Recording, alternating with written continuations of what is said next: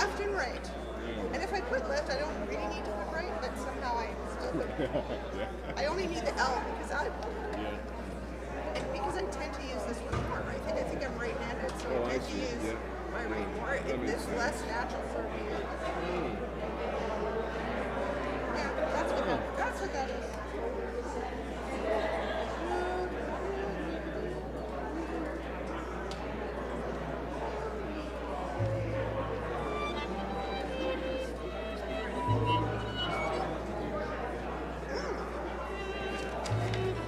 Absolutely.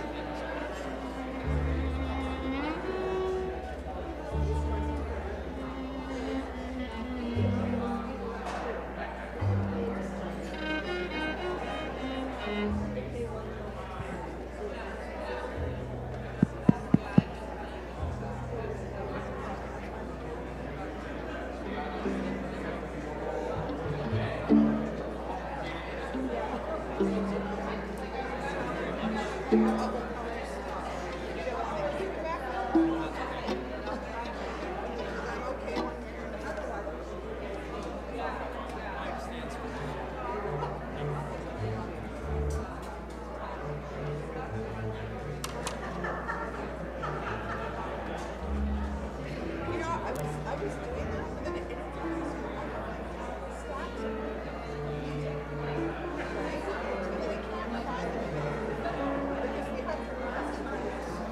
I'm sure Anne has all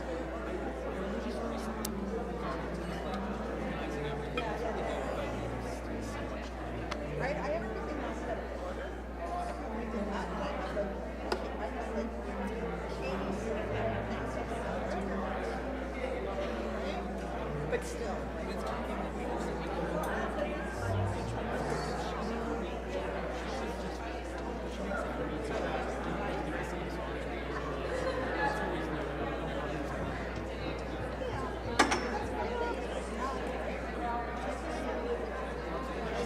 she can probably save herself longer.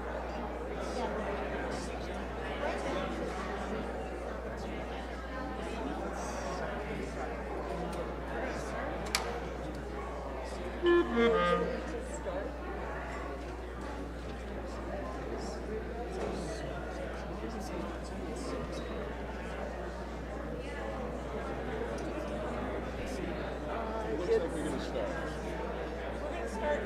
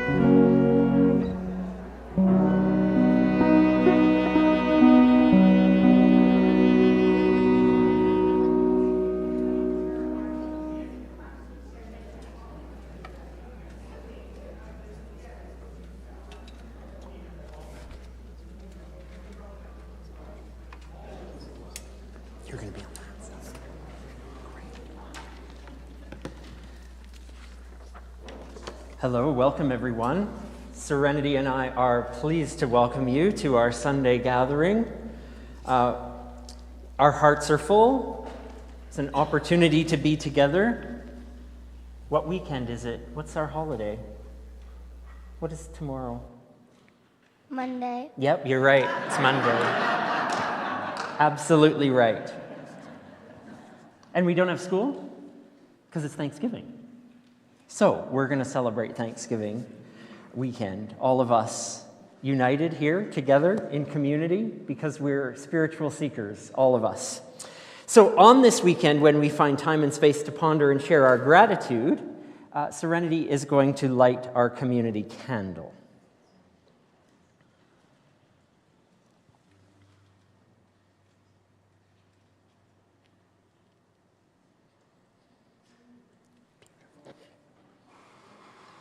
Great. As we light this candle today, we recognize the same light is in us, that is in friend and stranger, that is at the heart of life. The same light that grew from the radiance of the first flaring forth is the same light that we flick on in the middle of the night, is the same light that we light when we spark a candle on a special occasion. Our reminder, all of them, of our connection to each other, to the world, to the best of who we are. And so, we're going to share with each other the gratitudes and the affirmations that we begin every gathering with. So, of course, this is a place where we are who we are and who we are becoming, just as we are. No guilt, no requirement to be this way or that. So welcome on this weekend or any time, and to be part of a community that's building a safer space for all people. And today,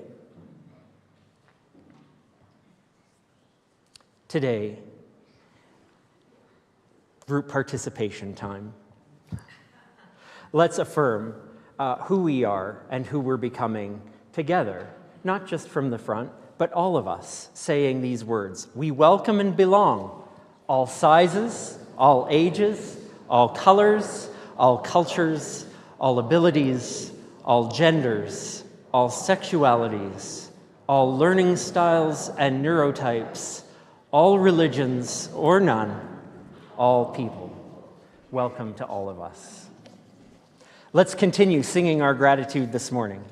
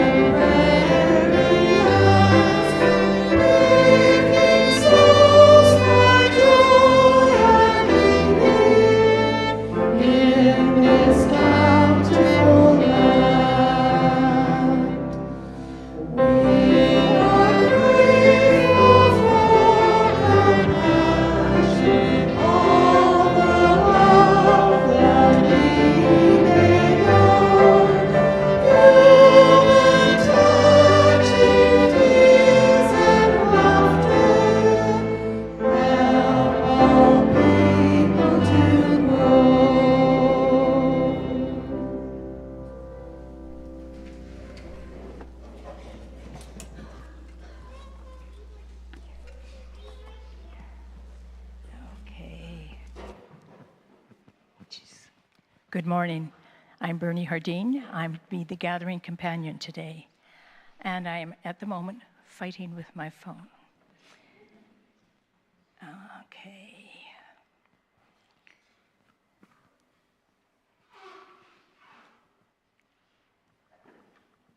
All right. Going to do the honoring of the land now. Okay.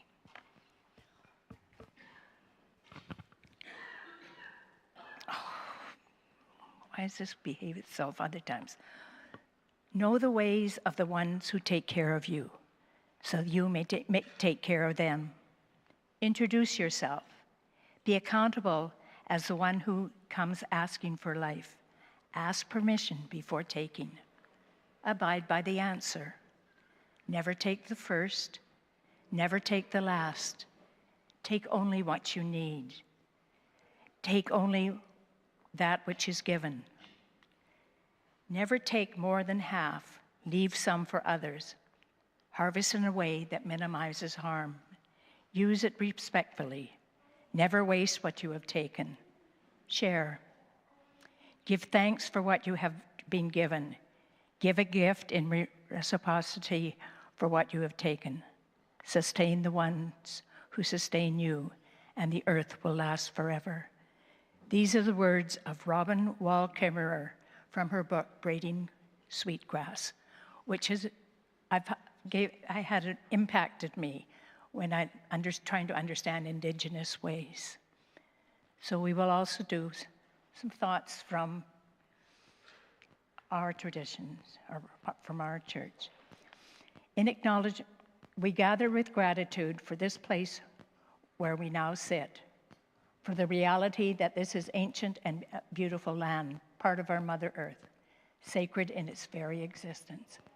We are grateful for this land, cared for by the Indigenous ones who dwelled here, for the Cree people, the Papaches First Nation, for the Métis of Central Alberta, and others.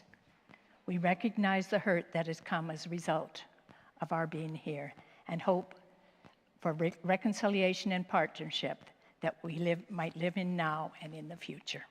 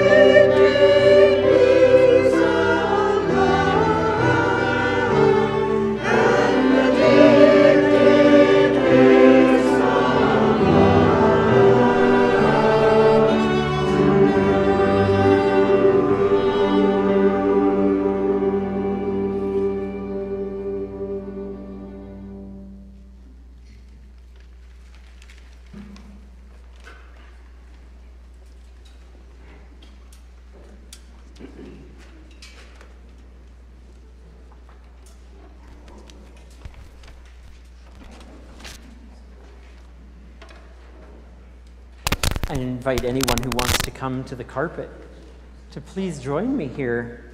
Carpet, front row, wherever you like.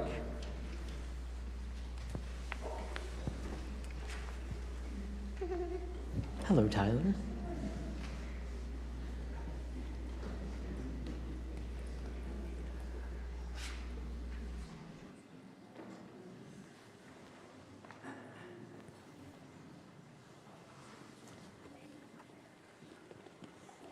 Welcome, everyone. Hello.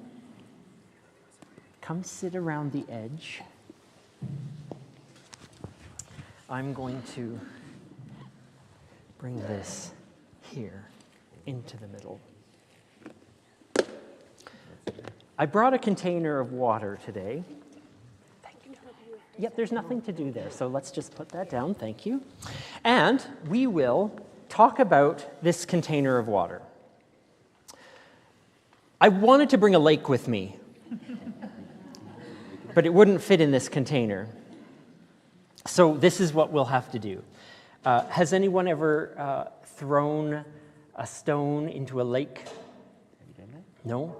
Yes. I think my finger will work. Your finger would work. You're absolutely right. We have to modify here. We have to change. But here, we brought a little lake with us here, and I tried to throw a rock in here, and it didn't do what I wanted it to do. It splashed. It just doesn't work the same as a lake. However, what does work is if we get our fingers wet and we let the water drip into this lake.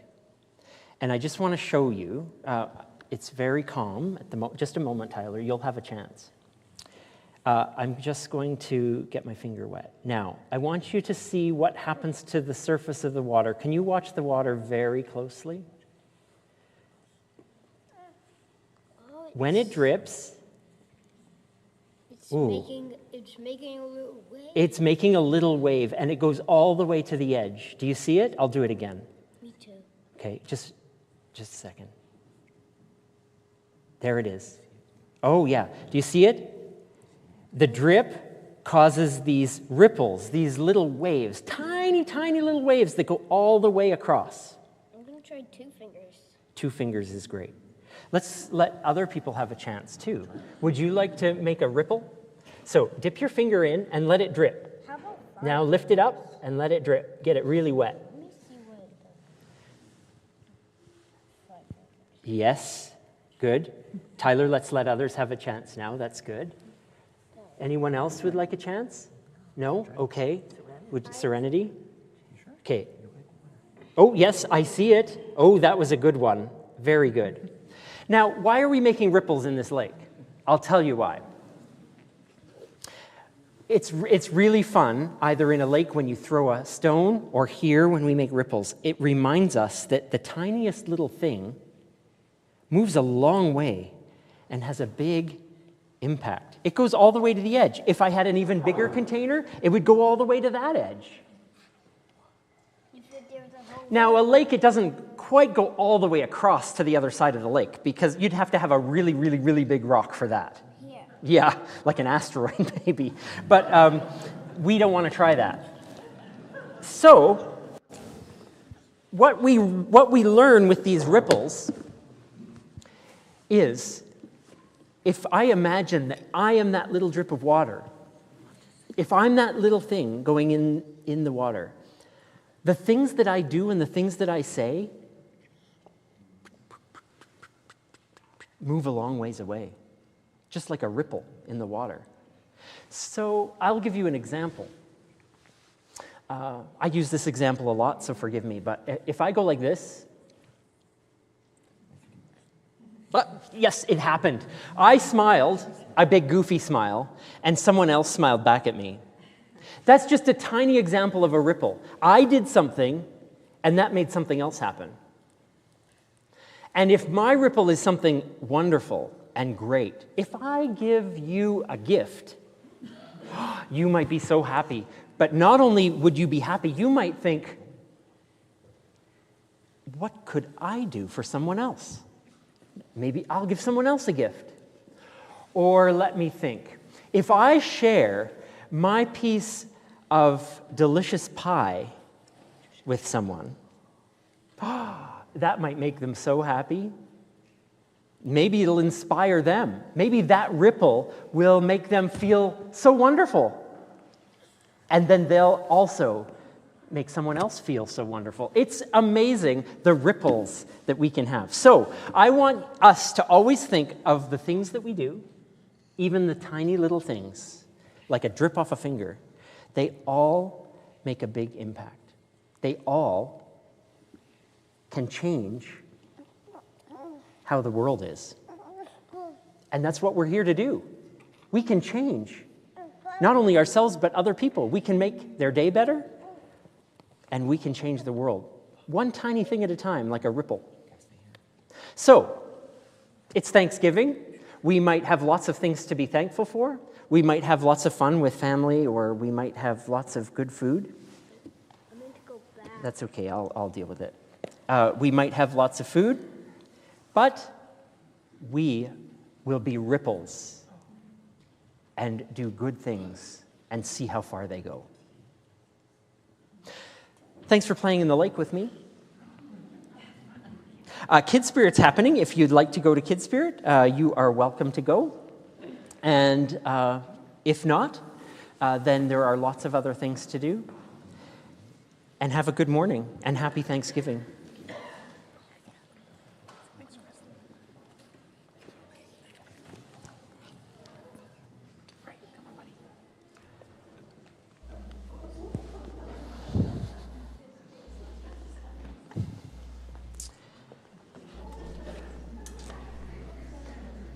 Batman, your cape is really slowing you down.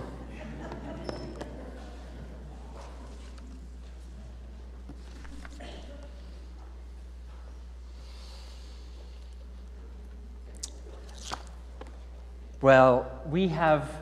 Oh, a choir, come. Yes. While the choir comes to help us sing a new song, I'm going to just say a few words about this. I wrote this song in 2022, and it's just been waiting for the right moment for us to sing. I spent some time in Mexico writing and was inspired by the things I was hearing on the radio and around town, and Mexican folk melodies and rhythms, and that's the inspiration of this piece. So if you didn't think you were going to sing a Mexican-inspired rhythmic song, well, were you ever wrong today? So thanks to all the hard work the choir and the instrumentalists have been putting in to help us to learn and sing this song and make it festive. This is a song about inclusion and welcome. It's a song about all of us.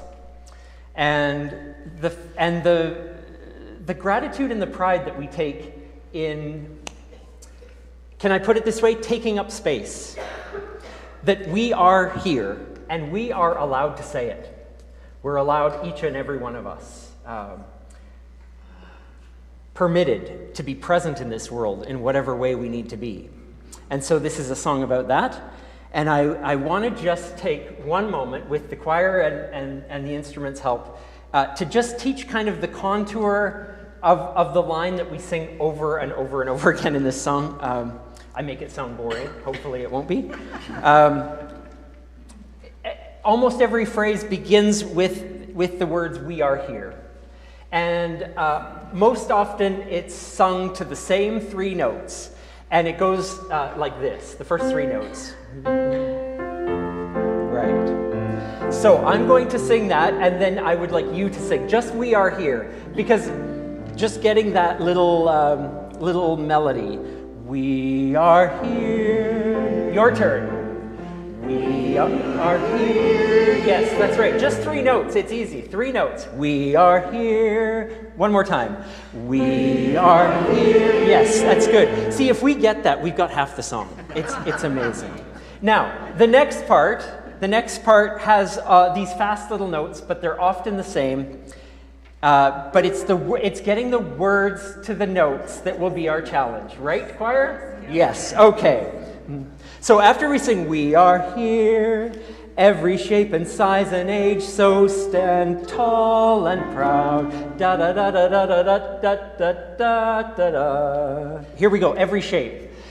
Every shape and size and age, so stand tall and proud. Let's do that again. The whole line. We are here.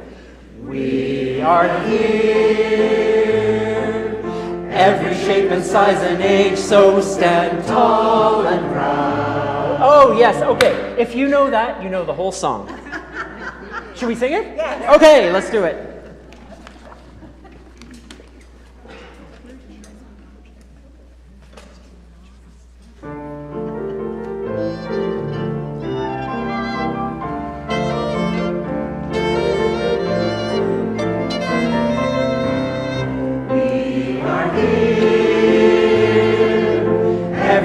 Size and age, so stand tall and proud.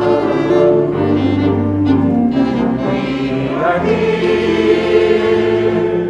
Every rainbow strikes a plain who you are. We are here.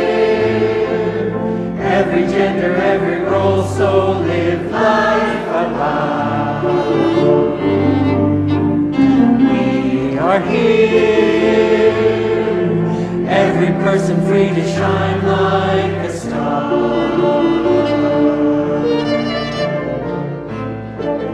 Take your place among us, there's no judgment here. Make a pledge to live without the bonds of fear. Celebrate the strength we show through trial and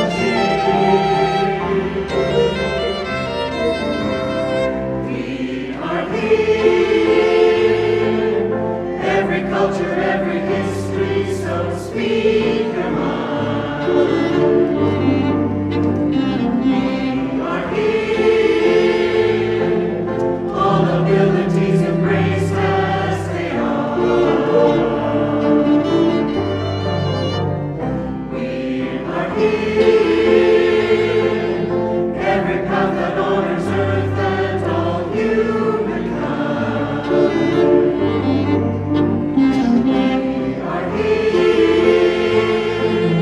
Every person free to shine like a star.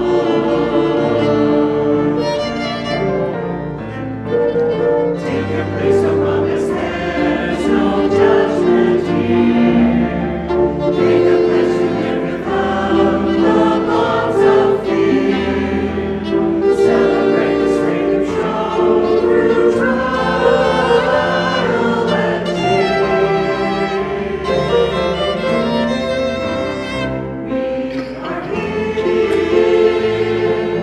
every one of us affirms simply as we are. We are here, every person free to shine like a star.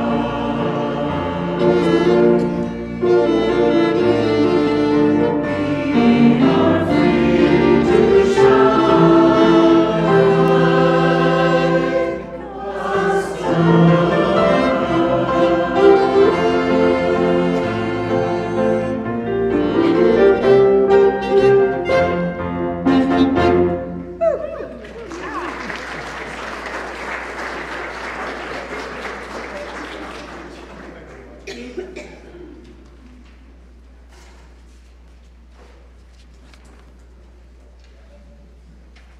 star.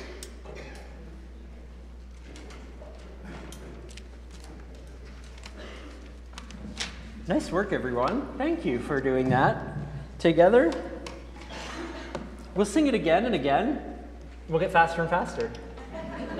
Nice.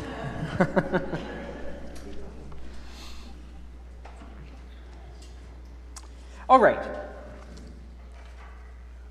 I am going to ask your permission to now ruin your Thanksgiving. Okay, thank you. I'll start with the confession. I might not be alone, but we'll see. As a kid, we would gather around the table and we'd go around and say what we're thankful for, each one of us. And I hated it. I hated it. To be honest, as an adult, I'm not sure I'm even more fond of it now than I was then. And maybe criticizing being thankful on Thanksgiving isn't a great way to start, but there it is. There are plenty of things I'm grateful for. But like our Thursday resource group conversation discussed a couple days ago, it's a little bit like only expressing love on Valentine's Day or only appreciating someone on their birthday.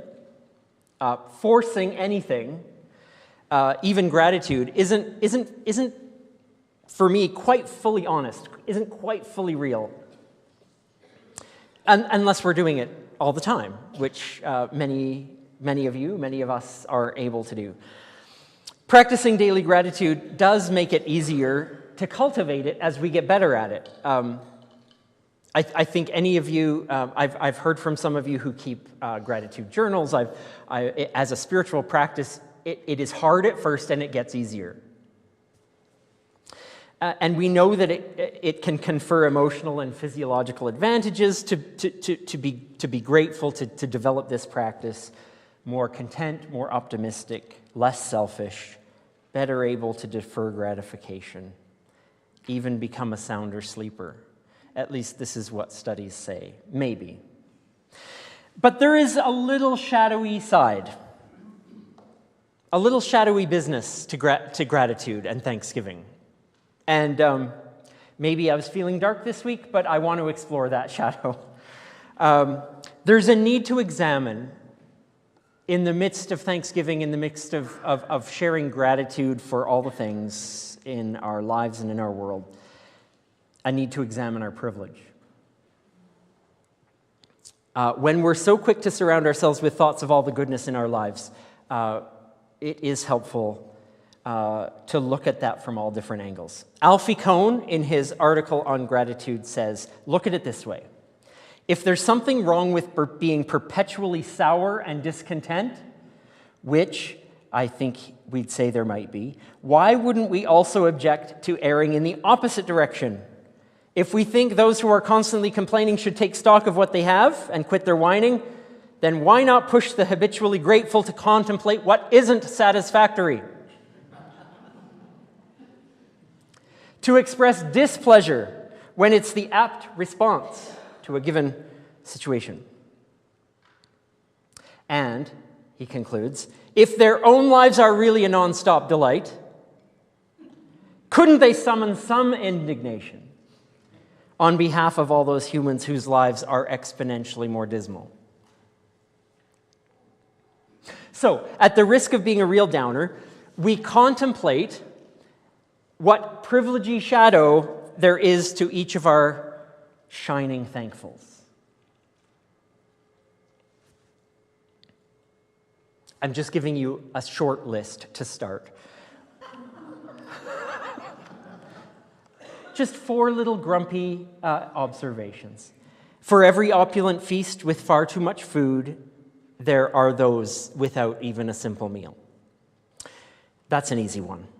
For the gratitude of our many comforts, our homes, our easy transport, our settler attitudes, there are those who can never go home. And they find themselves walking for their lives to a foreign land that they're unsure they'll find welcome. For every gratitude for family, there are those for whom family evokes rejection, non-understanding, brokenness, or even violence. For every gratitude we share for work, for health, for economic growth, for retirement funds, there are systems that have worked in our favor to ensure those blessings. And there are those for whom the system equally excludes.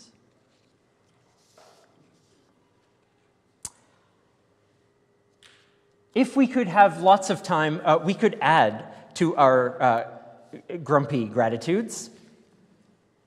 I'll just say it this way. On the last Thursday of November, in 1931, no less, about 200 people gathered near Union Square in New York City for what they billed as the first annual Blamesgiving service. It was, obviously, it was a parody on a Thanksgiving church service. It it was intended to provoke, and that it did. And this is the quote from one of their pamphlets. While others are expressing their gratefulness for the good things of the past year, there can be no harm in making a similar list of things that were not so good. Is it not better to see things as they really are and respond accordingly? End quote. So perhaps the message is neither an Eeyore or a Tigger bee. Let's find balance somewhere in the middle. And so it's with this lens that that I want to approach the old parable that comes to us in the Jesus tradition of the laborers in the field. I'm going to give you a short little synopsis of this story. It is harvest time in the vineyards, and a landowner goes to the marketplace to hire day laborers. But instead of hiring all he needed at once, he went out 5 times, at 6 a.m., at 9 a.m., at 12 noon, at 3 p.m., and at 5 p.m., hiring a few each time and agreeing to pay them fairly. At the end of the day, the landowner assembled all the hired workers and gave them all a full day's wage, whether they worked all day or just an hour or two. The ones who worked all day began to grumble immediately. But the landowner responds that he hasn't been unfair. They agreed on a fair wage, and each of them has received fair or more than fair pay. The landowner ends by asking the workers if they are going to be stingy just because generosity has been shown to everyone. Okay, so that's the story. This story in the Christian tradition has tended to focus on the problem of a lack of gratitude. That we're worried what our neighbor has and if they get more than we do.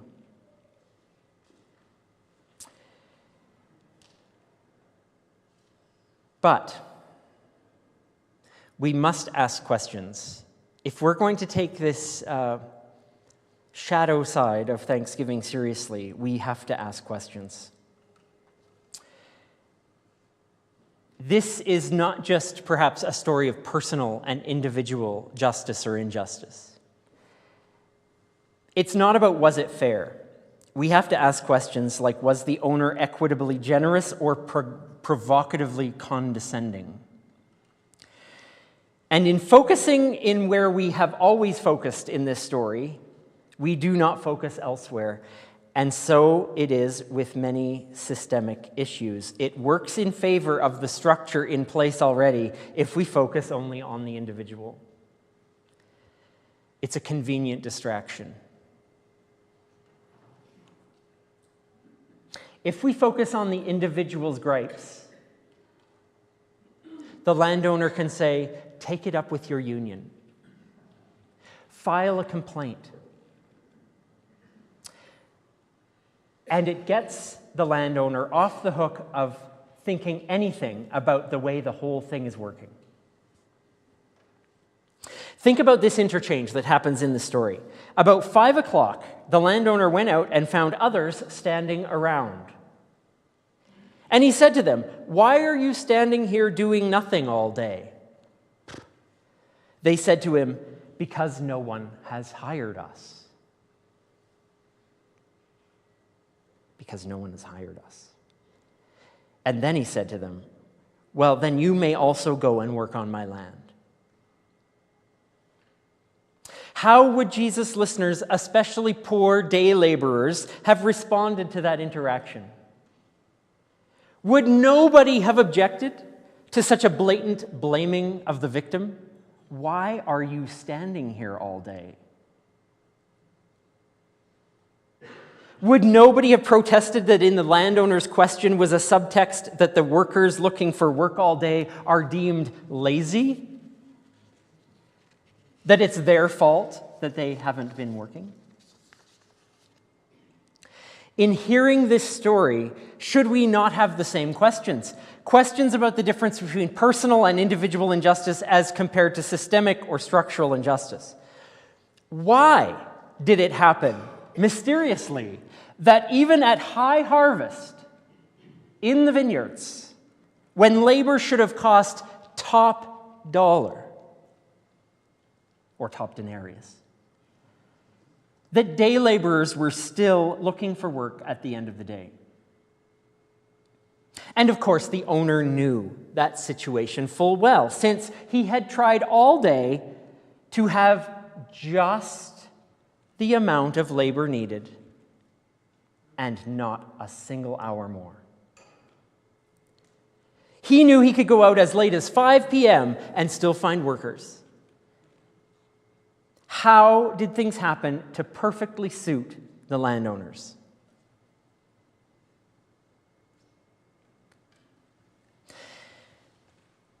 This isn't, the theme of this story isn't, as perhaps we've been told, just shut up and be grateful for what you have. This is a story that pushes back on every one of us and every culture by asking, or maybe demanding, that our gratitude ask deep and important things of us. When we come face to face with the comforts of life, like on a day devoted to the awareness of all that's good, the question of what isn't so good keep elbowing their way in. And they should.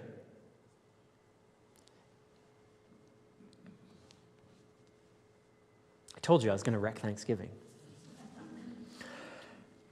A queer reading of this story has us contemplating the harm that has been done, just as a little case study. The harm that's been done over the years with assimilation or affirmation theology. And what I mean by that is, for years and years, in the past, the church in its inclusive policies, even when it was trying to be inclusive, and I'm not talking about motivation, the motivation was good here, but in trying to be inclusive, the church for many, many, many years said, you're welcome here, and we expect you to change to fit in with who we are. Yeah. The church said that to the queer community for years. Your faith is valid, but it has to look and feel like ours.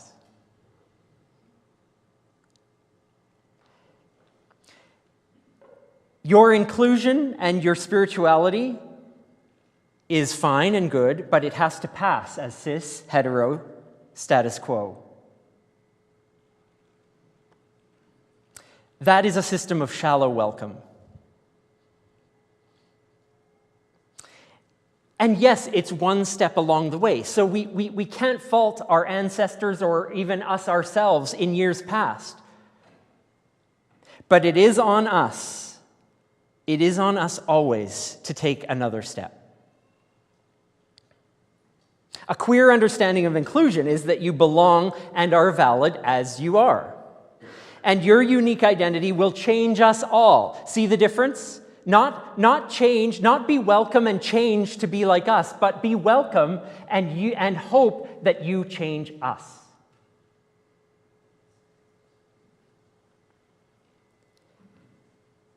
That you open us all, that you make us all the richer.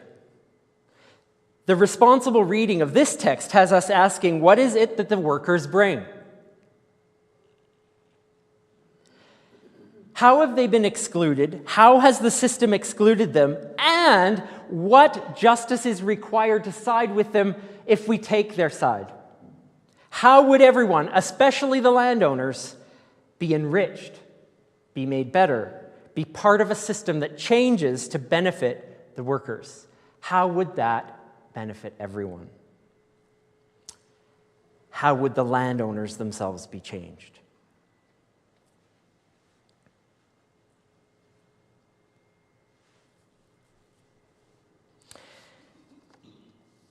The norm of Thanksgiving seems to be to encourage a particular kind of gratitude, a generic thankfulness for the status quo.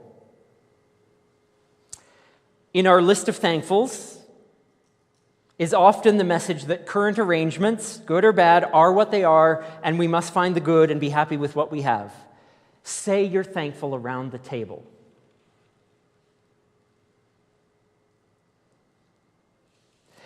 So it's worth adding at whatever tables we find ourselves in, maybe at today's Affirm lunch, or maybe with your families or your friends.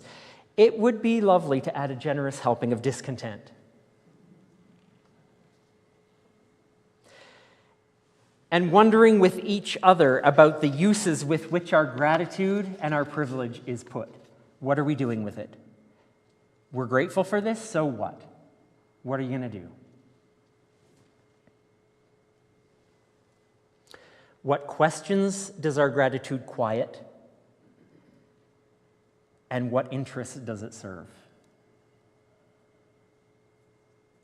We can be grateful and angry on behalf of others and ourselves all at the same time. We are complicated people. We can be grateful and upset. And a whole host of other things all at the same time. Okay. Hopefully not a ruining of Thanksgiving, hopefully a deepening, an enriching, something else to think about. So on this weekend, my wish for you is, yes, let's be grateful for all that is. Our planet, our world. Life is a wonder. Life is a wonder. We must not lose that hope. And so as we're aware of it, we won't take it for granted. We'll list them if we have to, but let's add to the list. Add what it is that needs to change, what costs our decisions have on others, what ripples we make with our gratitude and our anger. And hopefully, maybe we can let our gratitude move us to an awareness, to embrace the shadow of this holiday, to rail against why we're thankful and others can't be, that someone else is in pain and that we can help. That this day and the meal we celebrate with it will be just the energy that we need in body, mind, and spirit to get up from the table in order to speak,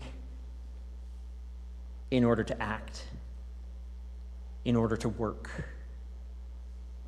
in order to say we are here and it's going to make a difference.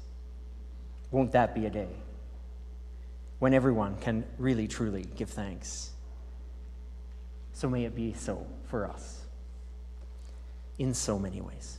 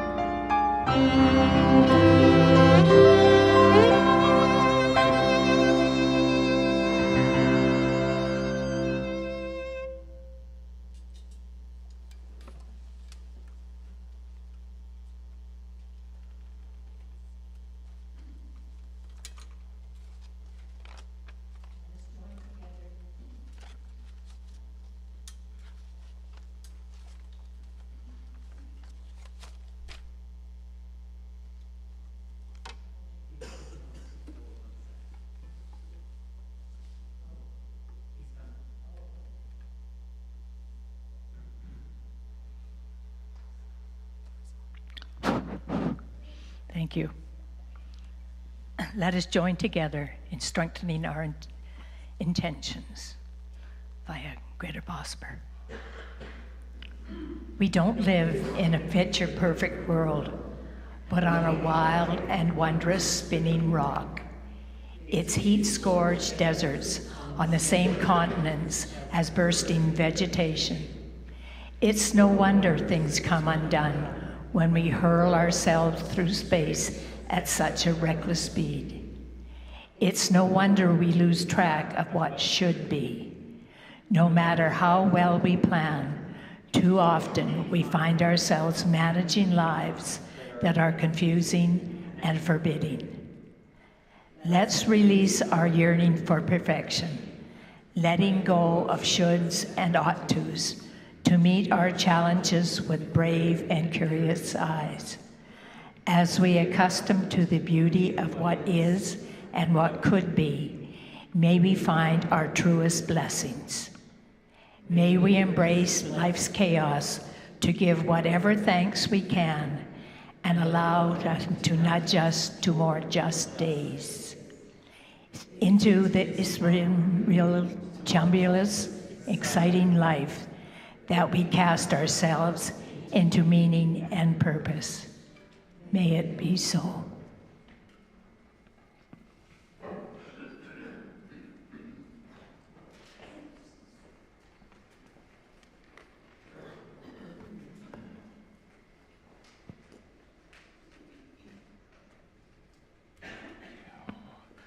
Hi, I'm Steve Bailey, and I met some of you over the course of a few years. I helped coordinate the Food Bank Depot. And so today we're going to roll out a campaign for the next year that I want to let you know about. To give a little context, it's important to remember that food insecurity is an ongoing challenge to many people, no matter what time of the year, and it can affect anybody at any time. In Alberta, 1 in 5 households experience food insecurity, which is amazingly high when you think about that. It's a serious public health issue that negatively affects physical, mental, social well-being, and society as a whole. So starting today, we're rolling out the Keep Thanksgiving Going with an emphasis on giving. And this is an effort to try to really impact food insecurity in our communities. The Keep Thanksgiving Going campaign encompasses strategies that will occur all year, throughout the year, filling the gap beyond the traditional food donation times, such as holidays, which is why we're starting it today and looking forward. So starting today, there will be a food donations box for ongoing food donations in the small hall coat closet, now renamed Food Bank Corner. And so if you take a look down the hall there, you'll see some signage and you'll see Food Bank Corner and a big box. We encourage you to drop in non-perishable foods whenever you feel like it. And for us snowbirds that may be leaving shortly, now's a great time to throw stuff in there before you leave. Then another strategy, in addition to ongoing food donations, is we're going to be doing periodic food drives throughout the year to benefit Edmonton's food bank. And we're going to schedule those during times when food donations typically decline, such as after the holidays and after Heritage Days. So the first one is actually going to be in January after the holidays, and you'll hear more about that as we approach January.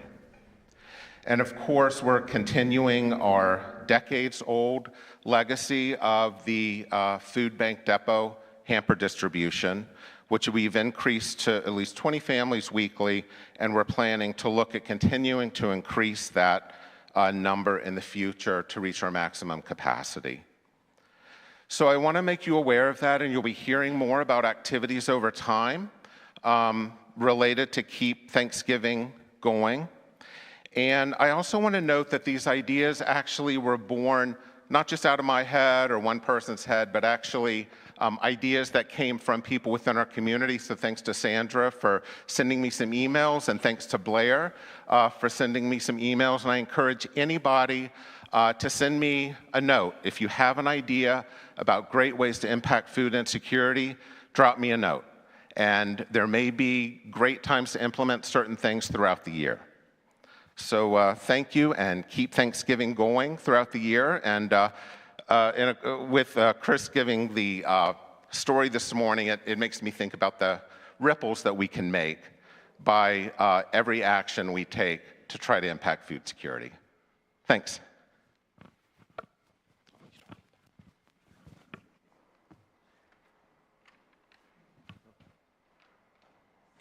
Thank you, Steve. Just a few items of invitation this morning along the same themes. Let's celebrate with one another and have some conversation with each other too. Stay for our Affirm Thanksgiving brunch. There's lots of turkey. There's lots of mashed potatoes. There's whatever you brought. There's lots of pie. So if nothing else, we'll have turkey, potatoes, and pie. The rest is bonus. So stay, we'll set the tables, and no speaker today at the Affirm brunch, but instead some provocative perhaps, or some good questions that will be on each table. If you feel like engaging them with your table mates, feel free. It can be guided conversation, or maybe you're doing just fine with the conversation all on your own. Along the same lines, introduction of affirming afternoons starting next week. It'll always be the third Sunday in the afternoon. Note that it's 1 p.m. My fault. It was wrong in the newsletter. It said 2 p.m. We're going to start at 1 p.m. This next week, bring your favorite board games, table games, and we'll just make it work with the group that's here, and we'll just have a relaxed time of hanging out together. That'll happen monthly. Want to remind you about the socks. You can provide warm socks for seniors in your community by dropping them off here throughout the month of October. And if you like today's pie and you want more sweet things, sign up for Guess Who's Coming to Dessert. It's a very cool thing to be invited to someone's home, but you don't know whose, and you don't know who else will be there. So sign up to get to know your community a bit better and to share some good conversation and food. And then a reminder that in just over a week is our first caregiver support group meeting. If you're a caregiver in all the many ways that is applicable, consider joining this group of support for you and for others. And finally, it wouldn't be Thanksgiving if we didn't say thank you. So for all the ways that you support this community, for all the time you put in, for all the work, the community building, the ways that you support financially, thank you so much. All of the work that happens here, the people, the use of the building for the community, and all the programs that we're able to do, thank you so much. And we appreciate every time you are able to give what you have.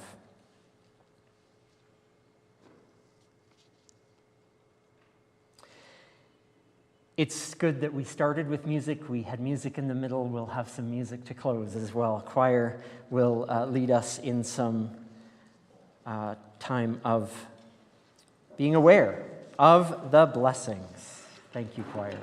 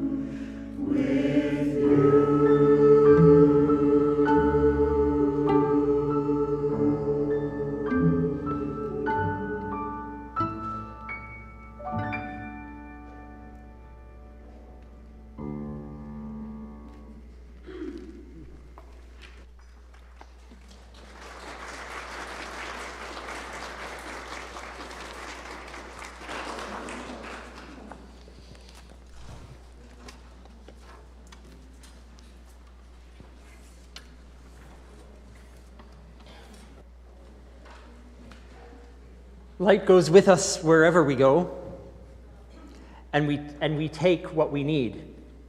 May the spark of this weekend, the gratitude, may it lead to embers and flames of action, of gratitude, of work, of community. And may we take that light with us wherever we go.